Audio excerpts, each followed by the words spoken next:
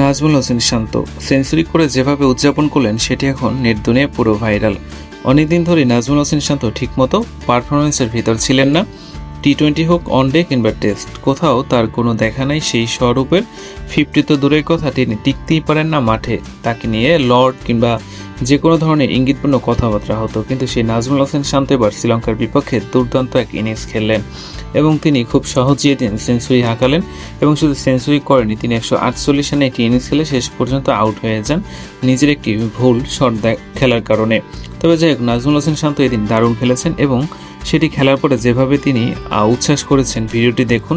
এটা আসলে তখন ছিল অনেকটা হাস্যকর এবং মজারও ছিল। বিষয়টা তিনি নিজেও আসলে অনেকটা উপভোগ করেছেন। তিনি চিন্তাও করেননি যে তার উদযাপনটা ঠিক এভাবে শেষ পর্যন্ত আসলে হবে। মানে এখানে তিনি যখন উদযাপন করে লাফ দিচ্ছিলেন, ঠিক তখনই মাটিতে পা দেওয়ার পরে যারা ফিল্ডার ছিল তারা সেই বলটি থ্রো করে এবং যেটি নাজমুল আসলে বডি বরাবর আসে, তখন নাজমুল শান্ত লাফ দিয়ে নিজেকে কোনোভাবে রক্ষা করেন এবং এই বিষয়টি পুরো নেট দুনিয়ায় ভাইরাল হয়ে যায়। তবে যাই হোক, বাংলাদেশ এখন পর্যন্ত ভালো খেলছে। তারা শেষ খবর পাওয়া পর্যন্ত 300+ রান করছে। আশা করি তারা 500 রান করে নাজমুল হোসেন শান্তর এই বিধ্বংসী ইনিংসের পর একটা সফল জয়ে পৌঁছে যাবে।